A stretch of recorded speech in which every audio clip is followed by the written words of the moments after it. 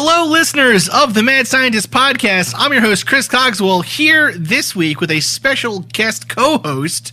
I'm joined by Chris George Zuger. Zoogs, how's it going, man? I am peachy keen, brother. How you doing? Peachy keen. I'm doing pretty well, you know. It's, doing pretty well. Can't really complain, you know. Got off of Facebook this week. Didn't delete the Facebook. I uninstalled it from my phone, which has made me significantly happier as an individual, I would say. Just been pretty nice. I'll give you a week. Dude, it's so hard. You know, people... My mom immediately texted me and, like, you know, she was like, what about all your pictures? And I'm like, well, that's why I just got rid of it on my phone, man, because people are wild about that crap. I don't know. I don't understand it. Anyways, so Zuger is on a radio show with me, with Dave Scott on Spaced Out Radio, the second Wednesday of every month, called Reality Paranormal, where we talk about, you know, the world of the weird and spooky and conspiracies and all that kind of stuff. And essentially the setup is Dave has experienced almost everything, essentially, and so he is a very strong believer in these things, and then Zuger and I are more of the I don't know, skeptical, I guess you'd say, to some extent, but essentially we're the ones that are kind of like, you know, no, gnomes don't really exist. It's going to be okay. It's not that I'm skeptical. It's that there is just so much bullshit. Can I swear on the show? Yeah, you can. Okay, there is so much bullshit that has permeated the strange and the weird that I don't even know how to, like, it is entertainment, pro wrestling style schlock a lot of the time to appease the lowest common denominator of intelligence in society. Well, it's a hard thing because, and that's kind of why I think, you know, why I find talking to you so interesting, because you have actually had experiences yourself, you know? And I mean, I never really have. The few experiences that I would consider to be paranormal-ish, I guess, I've kind of come to understand them as not being strange in any way, you know, as having physical explanations that I'm comfortable with and happy with. So, you know, I've never experienced anything that's really made me think, well, I have no explanation for that at all. But you, on the other hand, have had those experiences, and yet in some ways are even more outspoken than I am about those kinds of issues, you know? It's because I have something called integrity, and I do not have any patience whatsoever for ridiculousness or stuff that is just so outlandish that that there's no realm of possibility that it could exist. Or even if there is a possibility, it's like there's so many differences. Like, we could have like 150 people or peoples of extraterrestrial origins that are coming to this, you know, outback nowhere planet that's spinning an average star, you know, in the recesses, the boondocks of the galaxy. And apparently they're abducting people, or they're here to save us, or they're here to enslave us, or they're here to eat us, or, you know, whatever the flavor of the week is. They're here for our gold, or they're here for the Mayans' gold, or they're here to make pyramids, or they're here to, you know, get nice and personal with you in a anal type of fashion. Right, it's something, you know, which is okay if that's your thing, but hey, so we don't judge. So I think one of the big challenges for me about those topics, right, is knowing people who have had legitimate and oftentimes scary experiences that they've described to me. Knowing these people, knowing that, at least believing that they wouldn't lie to me, you know, and being able to tell, you know, I mean, you can always, and I think this is a little bit of the reason why a lot of people get taken in by these stories, is that we all like to think that we can tell when someone's lying to us. But, you know, having people tell you a story that appears to have clearly moved them, you know, for me, regardless of whether or not that event itself really happened the way that they describe it, something happened that made them, that left an impression on them. But on the other hand, you then have these groups or these people who are clearly in it to make a buck or to try and get attention for themselves, or to try and, promote a movie or a book deal or a TV show or whatever. Or all three. And it becomes, in some ways, it's kind of, I think it actually does harm to people in a way that we don't really think of. I mean, the way I like to think of it is, imagine that you were going to, like in Fight Club, right? You're going to a group therapy session for people who are dealing with a terminal illness or something, and then it comes out that one of the people in the group doesn't actually have a terminal illness. They're just there doing research for a book or something, or they're just there because they just think it's interesting, right? In some ways, it's sort of and part of that is just people getting their stories out there in the first place, and that's, when people come on shows like this or on TV or whatever, that's the way it goes. But I do think, though, that there is something immoral about people making these stories up for no good reason. And I think there's also something immoral about people taking advantage of those individuals. I'll put it this way, and not to be able to insult anybody out there or to, well, again, I don't really care, because I've gotten everything from like death threats to insults, you name it, doing my own podcast, very similar to yours. And I started on the woo, strange, weird, and wonderful world of paranormal, and then I just kind of got tired of it, so I'm used to it at this point. The paranormal or the experiencer, and this is my understanding up to this point. The paranormal and the experiencer community is a community of lost, broken toys, if that makes any sense. It is for people whom, for whatever reason in their life, they have not felt special, or they have not felt loved, or they have not felt somebody's paid attention to them, and something happens to them, and maybe something actually happened to them, but, or they're just thinking that something happened to them, or something made them believe that something happened to them, and they're like, well, now I'm actually special. Now I matter.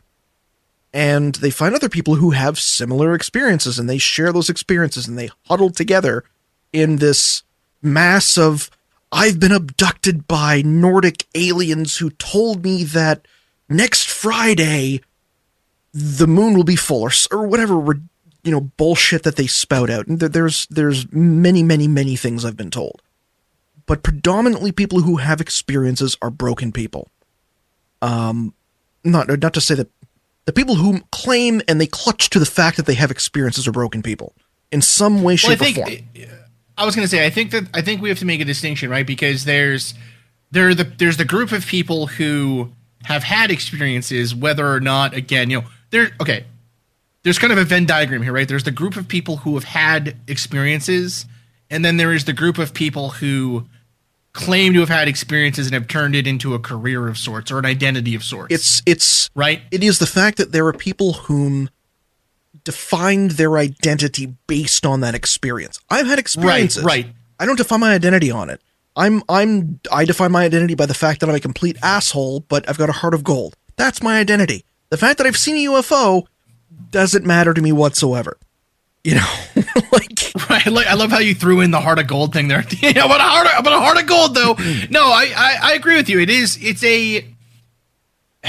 There's something weird about groups like that, or, there's something strange about turning, and I can see why people would do it in some cases, where you take something bad that's happened to you and you turn it into your identity, right? I think you see that a lot of the times with people who are past addicts, right? Where they, it's so hard to cope with the challenges that they've kind of gone through, and with the event itself of being addicted to something, that it becomes part of their identity. And so you have people that turn it into a very positive part of their identity, but then you also have people who turn it into kind of the focus of that identity, right? And I think that there does have to be a distinction between those two things.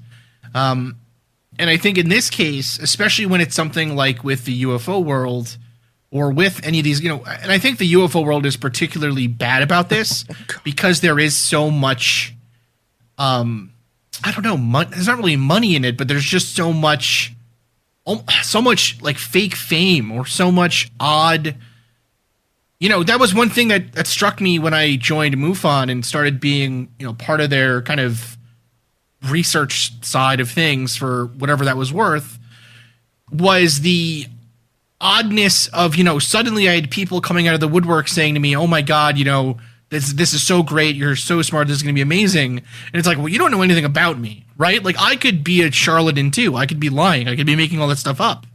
But they just want to trust everyone. They just want to trust everyone. And it's a wild thing to be part of. I don't know. I don't really understand it. Yeah. It comes down to it's a new religion. People have lost faith with churches because of goodness knows what, whether it's sexual abuse scandals or, people just taking a shit ton of money in there. All of a sudden they're like, oh yeah, send me money so I can buy a jet so that I can spread the word of God, to the people of the world. I need a private jet, not the G4. I need the G5 with, this, people have lost, I'm going to say some people have lost faith with that. And they've moved on to the new higher being, which is the extraterrestrial, which is to mix in more of the scientific explanation of where we are or where we're going to be. And there's no necessarily proof to a lot of the dogma that has been put out there. Like, as I said, like everything starts with Bob Lazar and George Knapp. And, God bless his soul. I'm using that term very loosely because who knows? And if George, you've listened to this, you can take a jump off of a very short pier, but you can cut that out. That's fine. You could take a long walk off a short pier, just because it's because of those two. The entire current perspective of UFO and government involvement and government cover-ups was started with Bob Lazar and Area 51. Before that, there was no real talk about Area 51. And the idea of there being something bigger than yourself, bigger than what you currently are in your life and your understanding is very alluring to people. People want to feel like they're part of something larger or that they're in the know. And if they're part of something larger and then in the know and they know something that is maybe, their neighbor doesn't, well, that makes them feel special because, hey, when we were a very primitive species, or I'm going to say primitive species because we still are a primitive species, but when we were a primitive society and information of where to get water, where the best hunting grounds were, was the difference between your tribe's survival and, being eaten alive by a pack of coyotes or goodness knows what was out there, giant mammoths or giant beavers. We'll go with giant beavers because they were around a long time ago. It's very Canadian of you. Well, thank you. Okay. Those pieces of information were important. This is something that has been passed on through our society, and whether it's training or it's genetic, that type of thing makes people feel powerful. As they say, knowledge is power. Well, yeah, knowledge is power, but is it the right knowledge? Well, one thing I've noticed, because, and again, I think we kind of, we obviously take different paths to this same kind of conclusion, or this, overall, I would say that we kind of argue from the same point of view, somewhat, right? That you just use big words. Well, I was going to say, right? I think the difference is kind of the tone, right? And so I wanted to ask you about that actually, because a lot of people give you pushback because you're very. Some would say aggressive, right, with your rhetoric. Others would say that you're cutting through the bullshit, right? I think it's probably oftentimes more of the latter than it is the former. But I wonder what. I always ask story. You want to know the story? Well, no, I don't want to know the story because I don't want to get in the I don't want to get too deep into the weeds here. But I guess what I'm wondering is, right? What I always ask myself this: what is the best way? Is there a way to actually convince people that they are wrong about anything ever? No, there isn't. No, and that's the thing, right? I want to be ever hopeful that there has to be a way. I have to believe that rational people, given the right amount of information, will make the right decision most of the time. But honestly, if being part of the UFO world, even in the small part that I was in, if it's given me anything, it has made me more cynical about that idea. Well, here's the thing, right? Decision making, and this goes on to my line of work, which is, sociology, advertising, human behavior, how to be able to influence thoughts and actions through information. It's something that I'm consider myself an expert on. I've been doing it for 20 years. And every single decision is emotion based. Even if you have rational information or flat out proof, you could tell somebody that the sky is pink and they can think, oh man, the sky is pink. And if the sky is actually blue, if they think it's pink, they'll still think it's pink and think, oh, well, that must be a lie, or I'm hallucinating or something. Even if somebody has the right information, if they strongly believe in something because of some emotional attachment or some emotional bias, they're going to go with that emotional bias over the rational information 10 times out of 10. The only way that can change is if they have a personal experience themselves which disproves their bias. And that can be jarring enough to then have them look at the information from a different perspective. And it's very difficult to do that. Like you look at people whom, and this is my own example. I used to be a big Apple fan. And then my MacBook Pro and my iMac recently died. Actually, the last 2 days, the video card finally went on it after like 7 or 8 years. But my MacBook was having issues, and Mac fans, they're loyal to a fault. And I realized, okay, well, I cannot afford a new high-end MacBook Pro. And I needed to do work. I need to make sure that I can apply my craft and podcast. And I did not have the $4,000 or $5,000 necessary to build the machine. Or buy the machine. So I actually went out and learned how to Hackintosh and realized, oh crap, this is much cheaper and my computer is much better than what Apple could have gotten me. And it was fun to be able to build. And then I had this whole new perspective of, this is a different way. This is new information. This was a new way to look at the product that I was, or the brand that I was identifying with. And I changed my perspective on saying, well, no, why is Apple producing, hardware that can die on you fairly quickly and fairly easy? Why are they using substandard parts and then charging more than their competitors when I can build an equivalent machine, if not better, for half the price? Then I'm like, well, screw Apple in terms of computers. That was the information change. That was the experience change that shifted my perspective.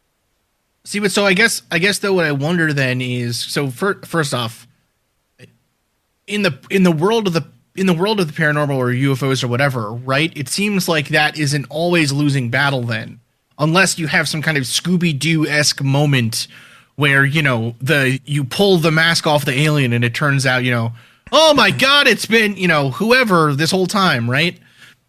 So but I wonder though, isn't that experience what shows like the ones that we do? Isn't that the experience we're trying to bring them?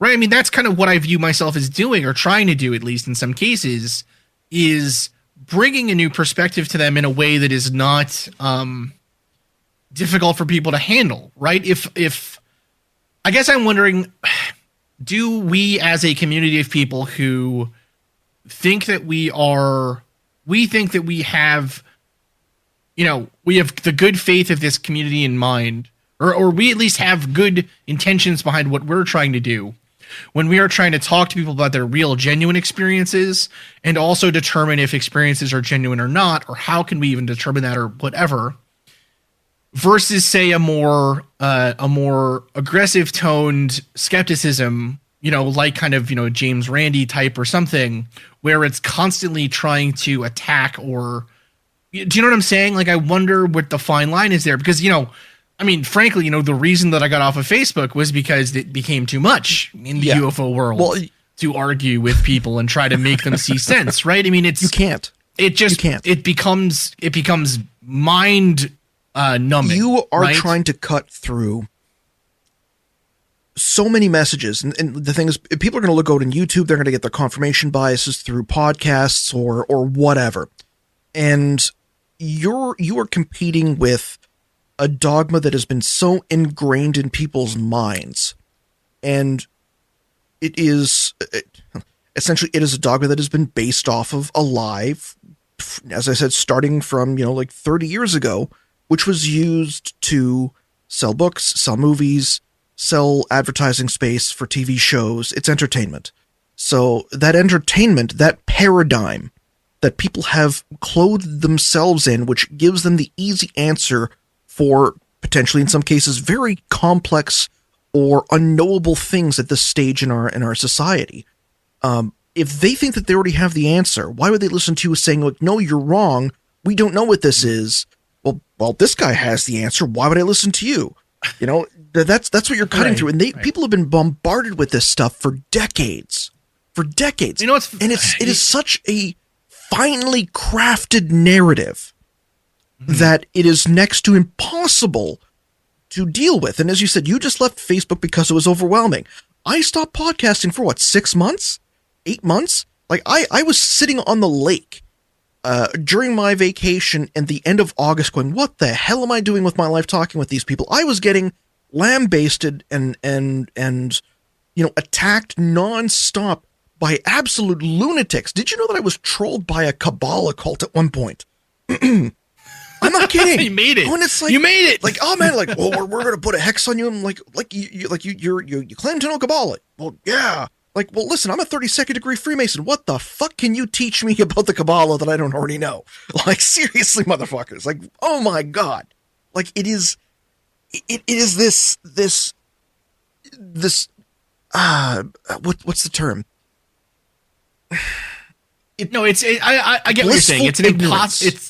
Exactly. It is a dogma in the sense that the less you buy into sense in some ways in these fields, the easier it is to be accepted in them, and so therefore the better it looks for you.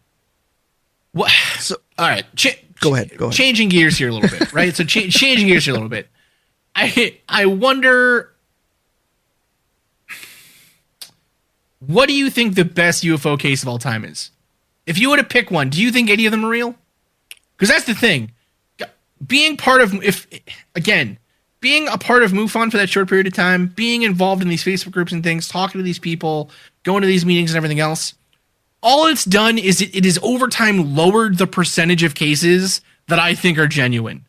Do you know what I mean? Like, I've gone from thinking, well, maybe it's 10% to like maybe it's 5% to, maybe one guy saw, the level of assuredness goes down, and it's hard to understand how that same example or experience doesn't happen for people. But anyways, if you had to pick one, if you were to give me one that you thought this is the one that I think really happened, which one would it be? Mine. Oh, okay, good. It's the only one that I can confirm. Well, so what is okay? So why don't you tell us about your experience then? Let's hear the story. Okay, so and oh my God, I've told this thing so many times. This might have been I forget. Honestly, at this point, I forget the year now because there was a lot of scotch the last couple of years podcasting as the theme of the show, so it's a little bit sketchy. I think it was 2013 or 2014. And it was just the start of the summer. I was up at the cottage, which is now currently underwater due to flooding. Thank you, global warming. And it might have been June, might have been July, but it was like the early summer. I was at the cottage with my wife and her uncle, and I saw a glowing orb, which, everyone else had gone to bed. I was outside on the deck having a cigarette before I went to bed myself. And fireflies were out. They were doing their thing. And up above the treetops, there was a dancing, glowing orb. Like basketball, shaped, orange, yellowish, dancing orb. And I don't know what the hell it was. All I know is it scared the crap out of me enough that I hid in the washroom with a, antique shotgun for the entire night until the sun started coming up. Because I'm like, oh my God, they're coming to get me. and it freaked me right out. I didn't know what it was. And there's a good possibility that it was earthquake lights or, ball lightning or something. But, at the time I was really deep into UFOs and I'm like, man, I saw some aliens, or something along those lines. But as time has come on, it's like, okay, well, I don't know what it was. So that would be my unidentified flying object because it was unidentified and it was flying. I don't know if it was aliens or not. I don't know if it was a natural phenomenon, but it actually happened. And that's kind of the major difference to myself compared to a lot of reports that even I've gotten. Like, there's one guy that sent me a Facebook story about how he was being tracked by the Mossad and the CIA, and that he'd been abducted like 50 million times or whatever crazy bullshit that he was coming up with. And every single one of his photos was blurry, out of focus, and through a screen door. Like, right, the best conditions. And the thing is, I have a photo of the orb that I saw, but it was taken on like a BlackBerry, like one of those crappy BlackBerries, not like the Priv, which had a decent camera on it, but I think I had like the Z10 or the Z30 at that point. So the low light imaging was shit. And I'm like looking at this thing going, I am like, oh my goodness, I'm a cliche. Right. Like I'm right, literally great. Oh, great. Yeah. But no one believes me that I saw it because they're like, oh, well, the UFO guy, my family's like, oh, the UFO guy saw UFO. Surprise, surprise. But, it's not the only strange lights I've seen in the sky. I've seen, just interesting moving straight lights that have just disappeared, after traveling for a certain period of time in the sky that were not blinking, didn't have running lights. I lived near an airport for my entire life. I know what an airplane looks like. So I've seen satellite-looking things, but they were not satellites. Satellites, they'll have a certain amount of continuous movement from horizon to horizon or what have you, where it's like, oh no, this is like moving in a 90-degree angle and then just like kind of disappears into the black. So I've seen stuff like that, but But the orb, though, was the scariest, kind of most close thing you've ever had. I hid in a washroom with an antique shotgun. No shells. Keep that in mind. And in that washroom, there was not even enough room to swing the damn thing. So that's how scared I was. Where it's like rationality right out the window. So how I have a couple questions, right? So the first one is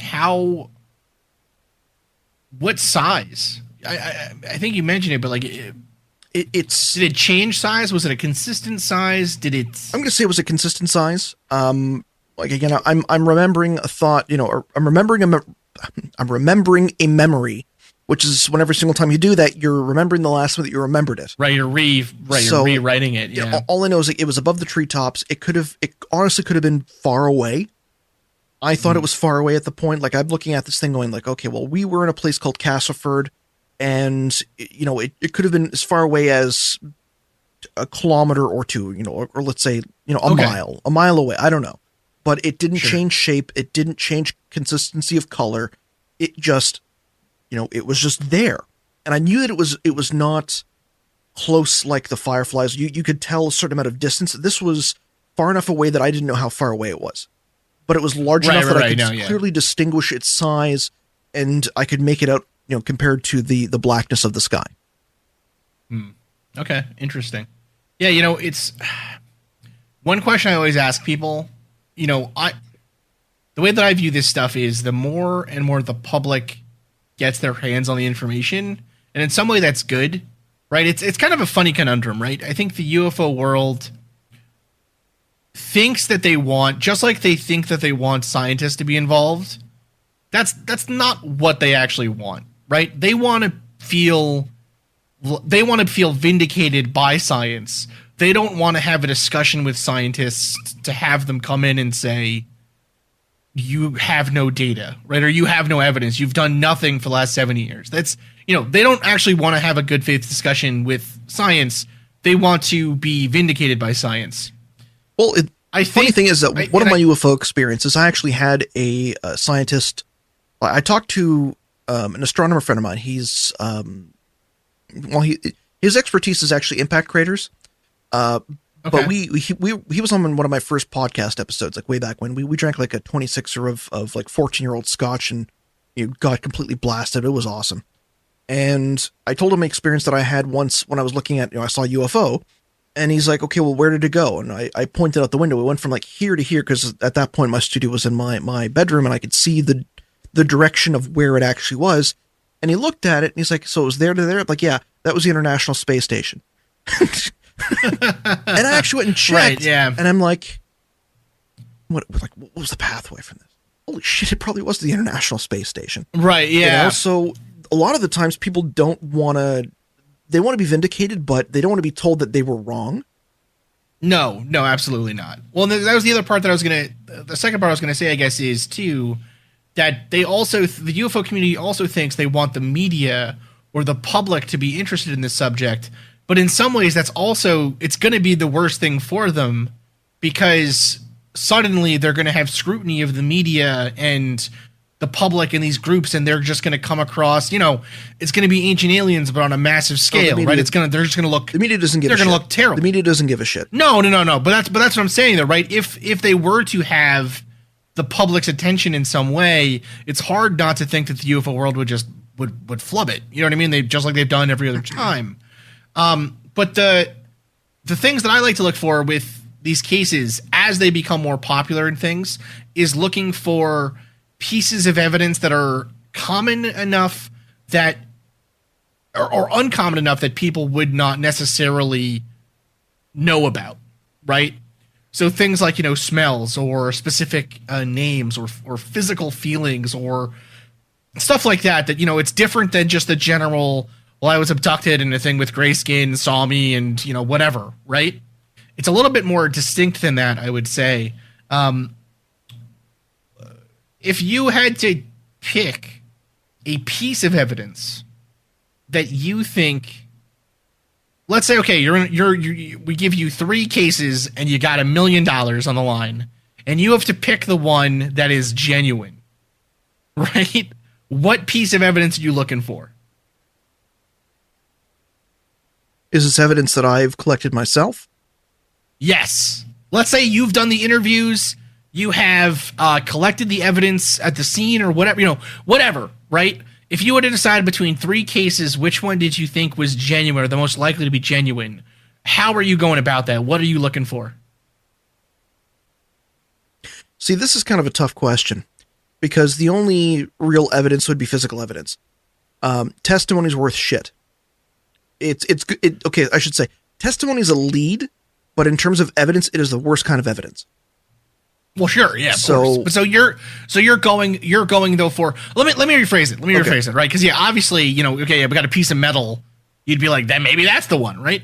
If you were looking between, if someone's telling you a story that they have had an encounter with something like a UFO or even an abduction, right? Let's get more specific. Let's say an abduction event, right? They think they've been abducted. What is a tell for you that maybe something interesting is worth looking into here versus this person is just making it up or this person is just mistaken or a nightmare or whatever? Okay, here this is where it comes to the point where you can tell that I'm not, smarter than your average bear. I would find out what clothing they were wearing during that period of time. If they still have it, if they said like, oh, well, the clothing was taken and I showed up naked, or I don't wear anything. Okay, how long ago was the abduction? Okay, cool. Let's see how radioactive you are. So you'd be looking for radioactivity. You'd still be going for physical evidence, though. Yeah. And even the thing, I would test the clothing for radioactivity.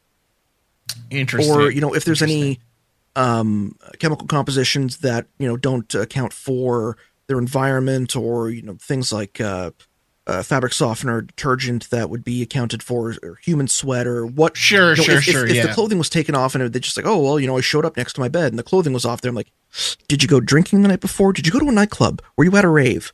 Why do your pajamas have nitride compounds on them? Yeah. Why was the bottom cut out of it? Things like that. What happened? No, well, that's the thing. I think it's so interesting, right?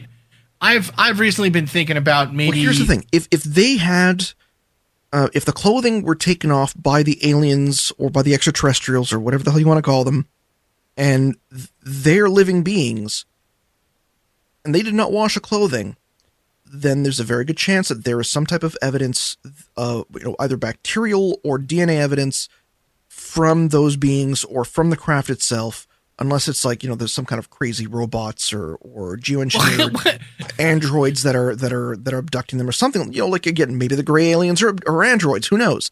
But there should be some indication that they were in an environment that is unknown. So yes, the physical evidence would be something that would be indicative. Like, testimony's worth crap. Radiological is the next go-to. They could say, like, oh, well, the husks of the wheat were put down properly. Okay, well, is the circle radioactive and outside the circle is not? That's a way to be able to tell. Is there something that is going on here that can at least lead me to believe that anything that the extraterrestrials were near or had touched or been in contact with in any way, shape, or form, is there something there that is out of the ordinary?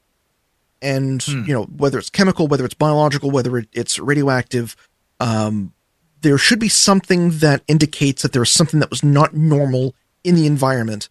And that's something that is not really done. Like, some radiological stuff, maybe, but like, even to the Stars Academy, they don't have anybody who can test metamaterials. They got like sports scientists.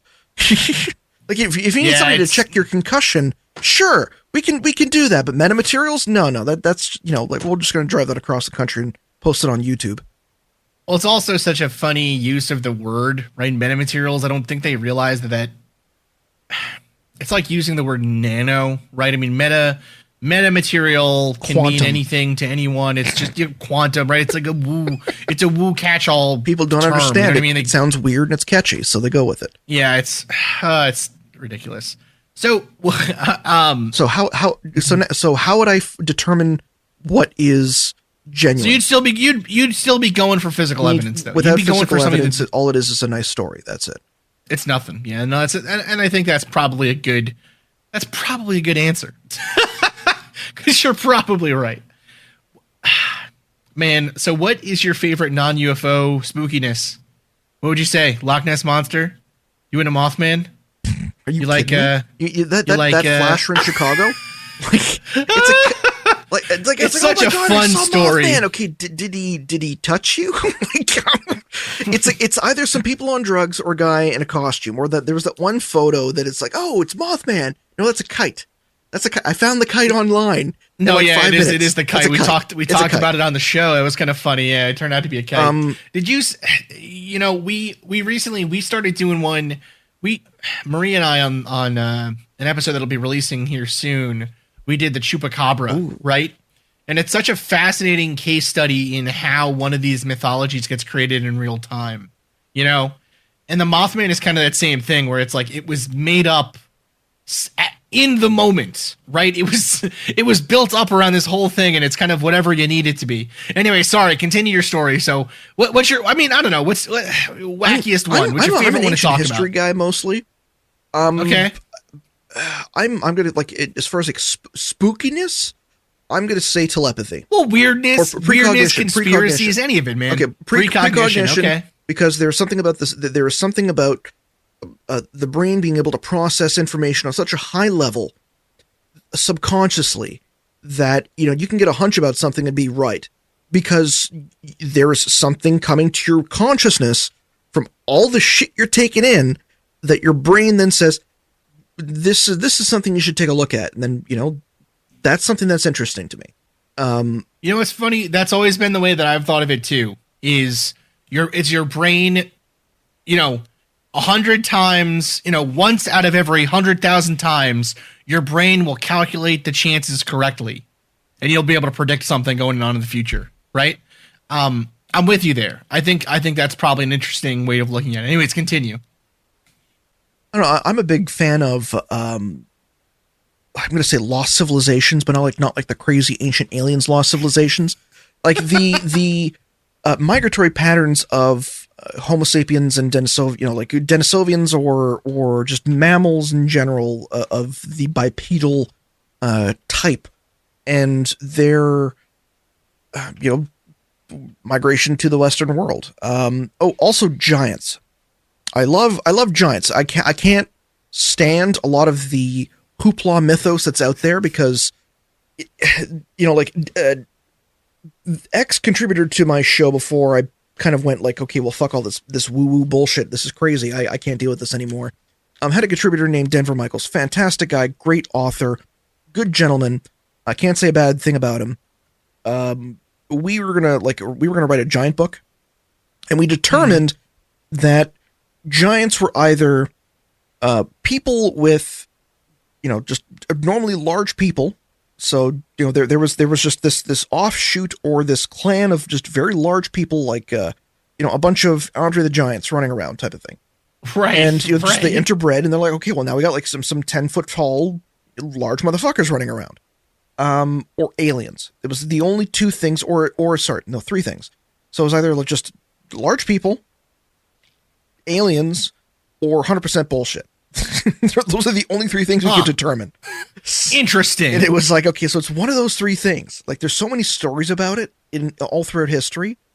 It has to come from somewhere. I, you know, even determined that most of the stuff that was out there, like if you go to Bibliotheca Pleiades, which is this giant, what a great website. You know, like it's the perfect place if you want to learn how to give yourself a crystal suppository to open up your chakras. My chakras are so open now. They're so open. Anyways, continue. The quartz is in me. Oh God. Good God. So yeah, like the giants was kind of a big thing for me, and then reading some of the stuff like on Bibliotheca Pleiades about like Atlantis and all this stuff. It's like, okay, Atlantis, there was geological evidence for an archipelago existing in the middle of the Atlantic during the last ice age due to isostasy, with the large ice plates pushing down on the North American plate, which then basically just bulged the edges of the plates up, which then gave us islands in the Atlantic. Now, if you're talking about flying spaceships and crystal laser beams and all that shit, I don't believe it. Not for a second. You know, be a temperate place where, you know, a people potentially settled during the Ice Age trying to get from the ice shelves on the European continent and trying to see, well, what other hunting grounds do we have? They did have boats, so that is a possibility.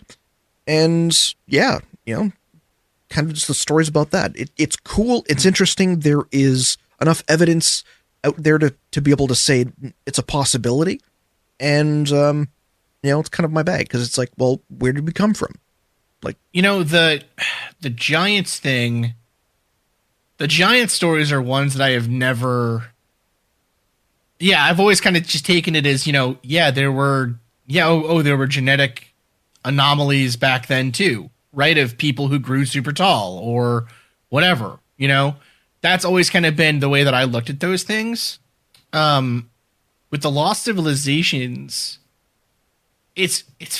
I'm also pretty fascinated with the idea of, you know, how far back can we really go? And we're always pushing back the earliest date that humans had tools, or the earliest, you know what I mean?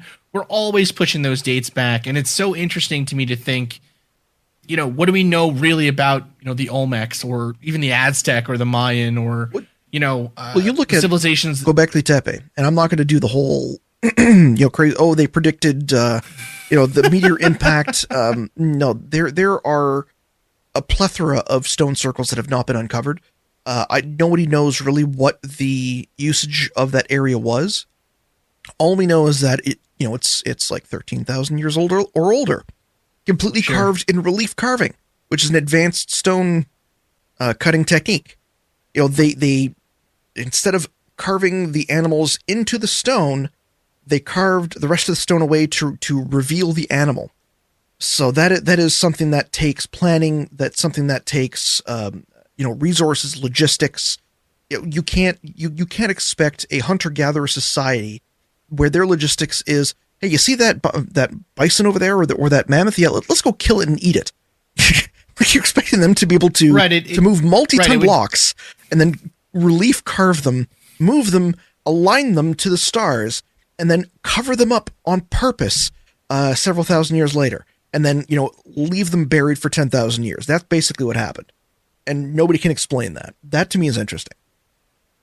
No, it is completely fascinating. It's part of why those shows like that are so frustrating, because, you know, I remember growing up watching documentaries and reading books about those civilizations, and, you know, they had their bit of woo in them, right? Of course, like, you know, they always did. But a lot of the times what it was asking were these questions of, you know, well, the Egyptians had advanced mathematics knowledge that the Western world lost, and it was continued in the Muslim world, right? Isn't that interesting? Or, you know, like you're saying, the relief carving, right? That's an advanced stoneworking technique. Well, that seems to suggest that our idea of what these peoples were capable of isn't maybe correct. That is interesting enough for me without having an alien come down and give them laser carving techniques, you know? It's just such a frustrating situation, because they're getting people interested in these civilizations, and on that hand it's a good thing, but on the other hand they're, you know, spreading ridiculousness, and it's just, you don't even know what to do with. There's always a possibility, and I'm not going to discount completely the ancient alien hypothesis, because anything's possible. John Ward, Egyptologist, says, it's like, we don't know, we weren't there. That's his tagline. And we don't know. All we can do is guess. We don't have any physical evidence. All it is just, again, it's a cool story. It's a possibility, but we can't say without a shadow of a doubt, one way or another, whether it actually happened or not. There are a ton of mythologies and stories that have been passed down through various tribes or various peoples or societies that, you know, even the Christian faith itself has some pretty interesting things, if you read Ezekiel, that make you go, that's interesting. But you can't honestly automatically go to it was aliens, or I don't know, therefore aliens. It is an abdication of common sense and reasoning, but you can't rule it outright. So, and that's the fine line between skepticism and belief you have to kind of have in this field. And, you know, like, even if you look at the pyramids, if you had an advanced alien race that came down and visited us and said, okay, we're going to build some pyramids, and we're going to align it to, true north, but we're going to, leave it off by a couple of degrees. You think that an ancient advanced society that traveled faster than light, or at relative speeds to our planet and had the capability to build a ship that could do that, would be able to align it 100% to true north, not just a couple of tenths of a degree off, you know? Like, the blocks for that are not perfectly cut. They're very well placed together, and there are stone working techniques that we have today that can do it. So when they say, like, oh, well, they're so tightly packed together you can't put a piece of paper together, I'm sorry, I got some houses in my neighborhood, or at least across the street from mine, in the rich neighborhood, where they're made of stone, and you can't fit a piece of paper between them. There's a Serbian Orthodox church that is, it's a small church, like it's more or less like a larger chapel, but it's a church, like it's a smaller community here in Ottawa, and they have completely marble encased chapel, and it looks, you walk up to it and it's perfect. It looks perfect. And this is with current building techniques. We can cut straight lines with a diamond tip saw and fit two pieces together. Now, when it comes to like the more strange rocks where it looks like they were molded together, I can't explain that. you got me on that. But still, like you look at I forget his name, but he came up with a theory of the building of the pyramid where it was actually built with an internal ramp. And using the Nile to float the rocks from the quarry up the Nile to the building site, and then, using rollers to get it through the ramp, or, to the internal ramp, and then using a like lever and pulley system to turn the rocks around so it could be, pulled up the other side. And there are imaging techniques that were used on the pyramids which show that there is some type of internal structure which makes it look like it's a spiral, ramp on the inside. And they've even found potentially found one of the chambers that uses it. Now, these techniques are considerably advanced, but for society that may have been building the pyramid for, like, let's say 100 or 200 years, and I know they'll say, like, oh, it was built in 20 years. Bullshit. Cathedrals took hundreds of years to build, right? With thousands of people working on them. Like, you're talking about cathedrals which don't have anywhere near the stone mass that these pyramids do. So you can make it easier to do, and it obviously wasn't an external ramp because that would have taken more rocks than the pyramid itself. So, there's a video you can find on YouTube that actually goes through the entire technique, and it's using architectural premises to develop it, and it's very, very well thought out. Now, the interesting part about the main, like the Giza pyramid and that complex. So that entire complex was actually built on a hill, where they leveled the hill, and then they put a base. So you're talking about literally almost like moving a mountain, and they not the place you want to put this thing. Engineering wise, it is the worst possible place you could actually build a structure on, because it was, there was a sloping plateau or whatever you want to call it. I'm not a stonemason, but I've taught this and we've done this. So they leveled the land and then built a base which is larger than the actual base of the pyramid itself. And they had to do that before they even started building it.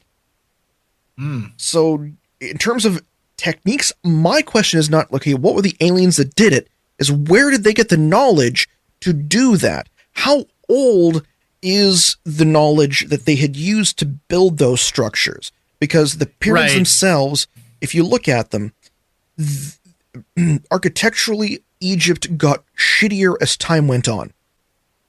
The pyramids themselves and any of the structures that they've uncovered in Egypt and on the Giza Plateau, as time goes on, and they move from the old to the middle to the new kingdom, the architecture gets shittier. So they started out and popped out of nowhere with advanced building and stone cutting and architectural and geometric knowledge to do this. And the crazy part is, not only did they have that, the measurements of the Earth, as well as phi and pi, are encoded into that pyramid. Yeah, sure. No, so, that to me is interesting. It's funny, though, that the pi thing is almost the pi encoding of it inside of the mathematics of the structure itself is actually almost a trick of geometry more than it is a trick of, if you build a pyramid or you build a triangular shape, you're going to get pi in there. Just because of the way that triangles, just geometric laws. Do you know what I mean? It's an interesting kind of situation with that, but the pyramid is also 1 arcsecond in size. Right. Well, it's interesting. It is super interesting. All these ideas and things, this idea of the perfect geometry and all that stuff. It's fascinating, man. Well, listen, Zoogs, thanks so much for coming on, man. It's always a pleasure to talk to you. Oh, we're done already? Super fun. Oh. We're done already, man. It's been an hour. Oh, man. I know. I can't believe it. Isn't that crazy? You didn't have any more questions? No, man. We are, no, dude, we're good. I think, honestly, you know what? I mean, we'd love to have you come back on anytime, for sure. And thank you so much. Where are the places that people can find you on the internet now? Just search Chris George Zuger on Twitter, or I don't think you can find me on Facebook because I'm pretty well hidden at this point because I gotta hide from the crazies. But Twitter, you can still find me. Just don't send me any dick pics, please. Or if you do, Dick Clark, I'm good with. But keep your pants on, please. Rick pics. All right. Thank you so much, listeners. I am, as always, your host, Chris Cogswell. We'll be back again soon with another episode. Thank you again, dear listeners, for listening to the Mad Scientist podcast. I have been your host, Chris Cogswell, joined by my co-host, Marie Mayhew. If you'd like to contact the show, please send us an email at themadscientistpodcast@gmail.com. That's all one word. You can also follow us on Twitter at Mad Scientist Pod or at Team Giant Squid for Marie. And of course, you can see us on Facebook, on Instagram, and all over the internet as the Mad Scientist Podcast. And again, our logo is the one with the pumpkin head, so it's easy to see. If you've enjoyed the show tonight, please consider supporting us on Patreon. where the money that you give to us will help us to promote this show further, to make it better, and just to spend more time making it. 'Cause we love doing that. We do love doing that. Our logo was designed by Carrie Shaheen.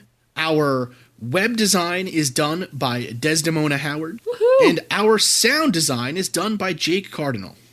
Thanks again for listening. Thank you.